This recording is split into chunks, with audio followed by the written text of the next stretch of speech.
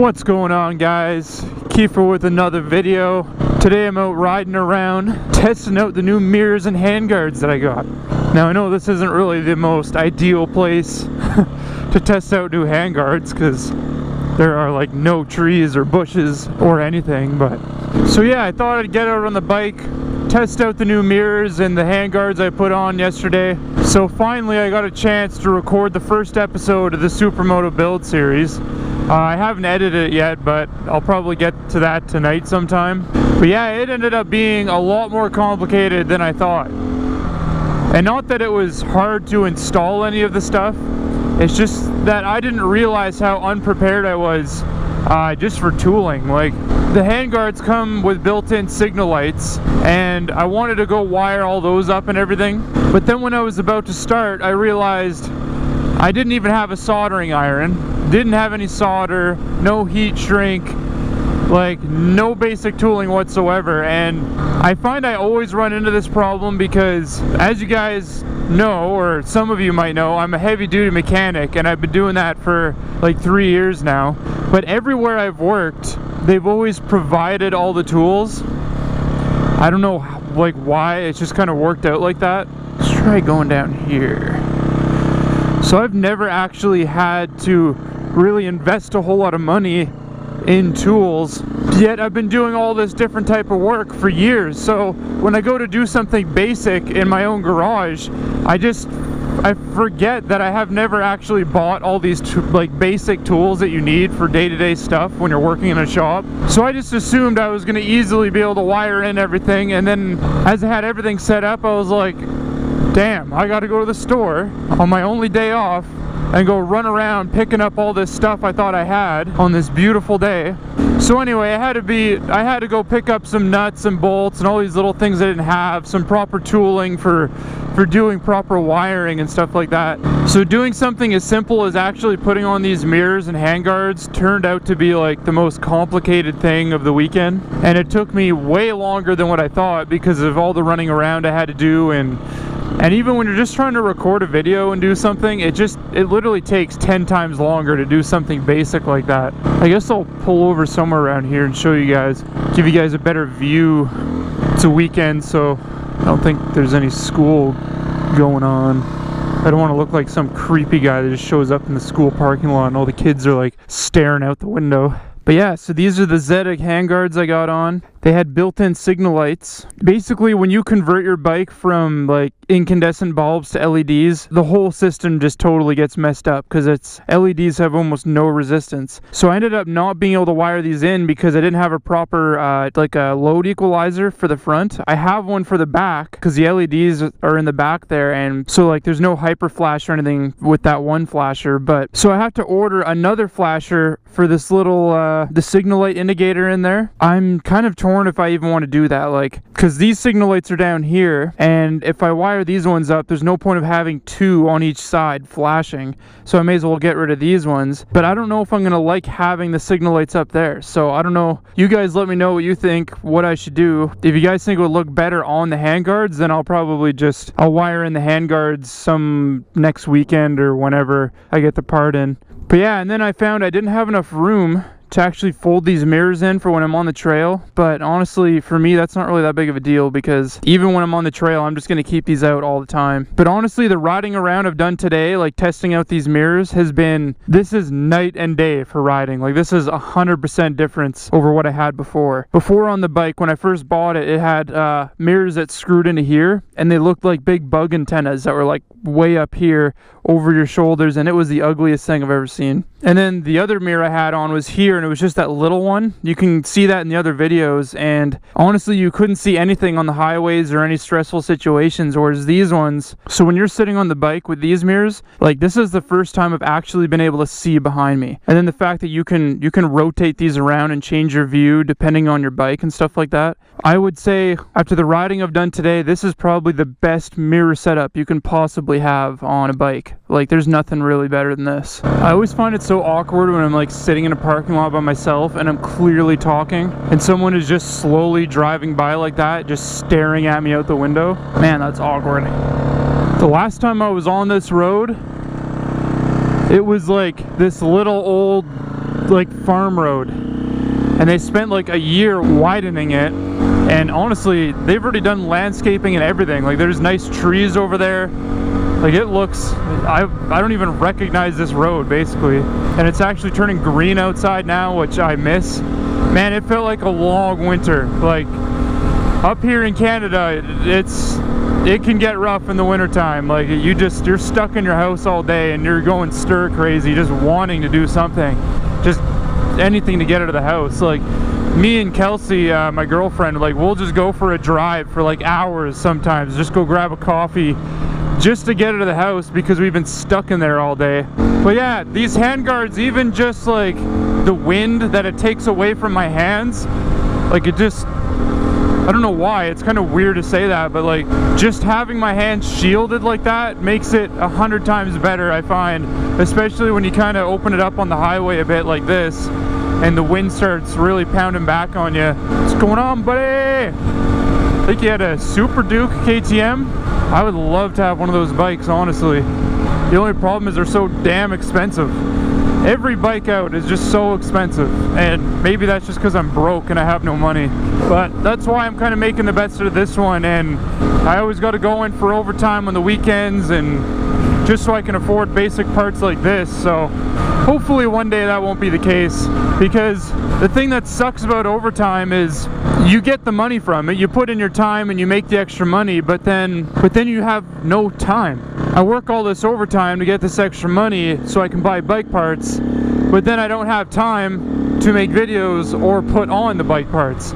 So it's like I gotta figure out some type of balance or some other way of making money, because it's just not a long-term solution. It just doesn't work, especially with all these bike builds I plan on doing. Like I'm gonna have to start coming up with some major ideas here. I don't know.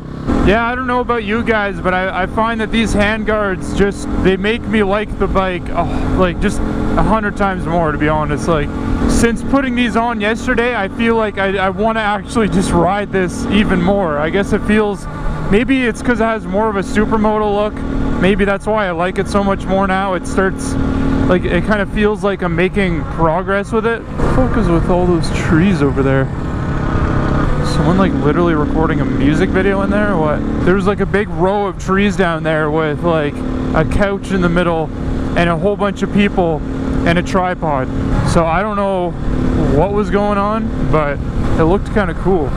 But I don't want to go disturbing all those. I don't want to disturb the peace. And I find it kind of funny because I always said, or I said in one of my first videos on this channel, it was like the pros and cons video for this bike, and I remember specifically saying that I would never turn this bike into a Supermoto. Here I am turning this bike into a Supermoto. So I just find it hilarious how things change over the course of a year. And their dogs got tired or what?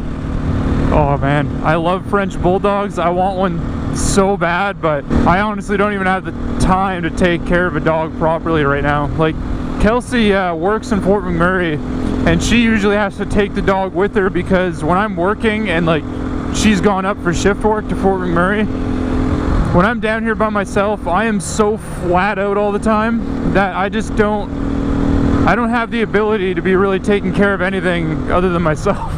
And that just sounds super selfish, but it's true. Oh man, I kind of want to go up there. I'm sure it's not even that interesting, but I mean, I can, so why wouldn't I? There's no one behind me. Oh man, I can't get over these mirrors. Like, they're small, but I can actually see everything so easily. And it's just making me fall in love with this bike even more. Oh, they put a big log so I can't get over there. I mean, I could definitely get over there.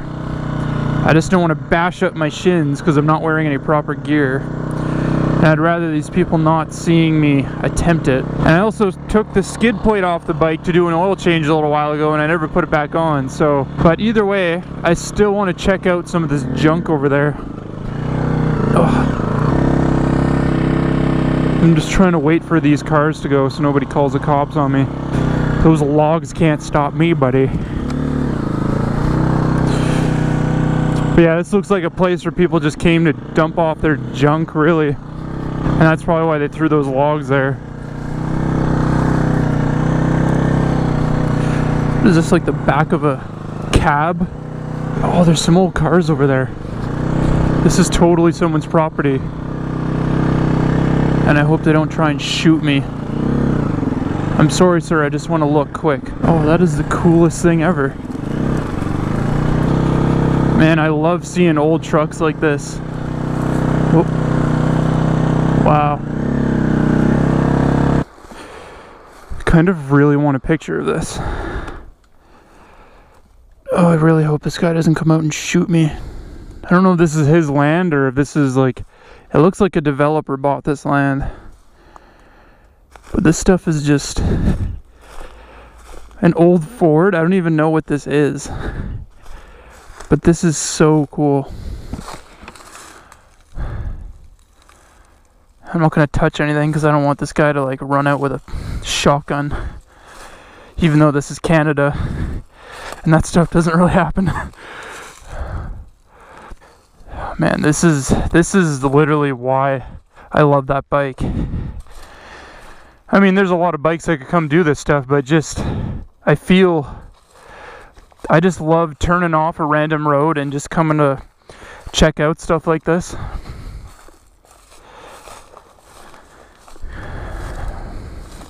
Cool.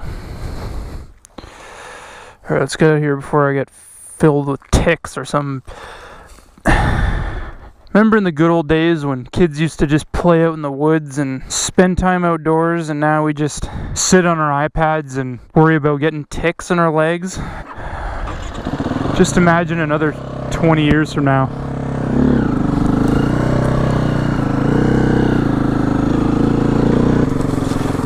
There we go. Now we're testing out the handguards.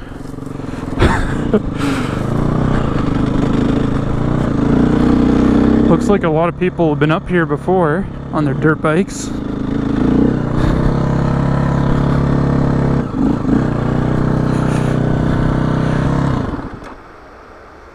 So I think Beaumont is right over there. It's just crazy thinking that one day these will probably all be houses or businesses or something. And I'll actually have a video before that all happened. Yeah, I would say probably another 10 years this will be completely gone. Or not gone, but just totally unrecognizable.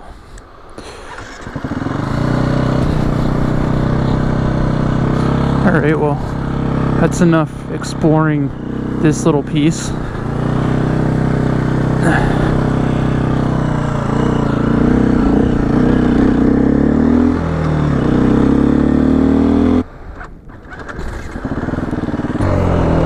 And that is why I need proper riding shoes. Just stalled my bike and then caught my shoelace on the shifter.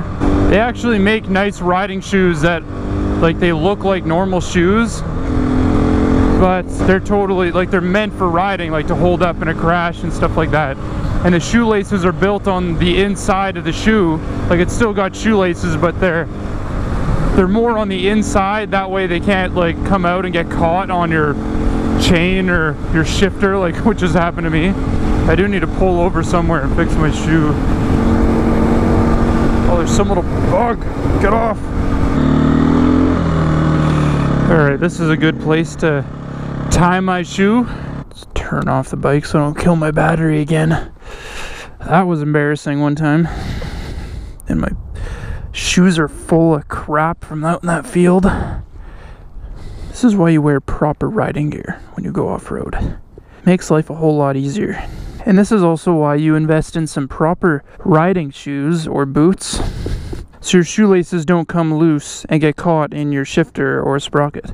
Do as I say and not as I do. Tuck those bad boys in there. You know, I tie my shoes probably once every 2 years, so I'd say that was a job well done. Oh yeah, I forgot to tell you guys, I put little fork bleeders in there. I don't know how well you can see them, but they're like little blue ones, because I messed up my fork seals. I'll probably talk about that in another video. I've heard that when you got fork bleeders on, that they stop your, like, they kind of help your fork seals last a bit longer, because you can kind of vent all the pressure that builds up in your forks. So I thought I'd pick up a pair of those, even though I still haven't even changed my fork seals yet, because I just haven't had the time. Alright guys, well, I'll probably end off the video here. Thanks for watching, and hopefully I come out with that first episode of the build series pretty soon here.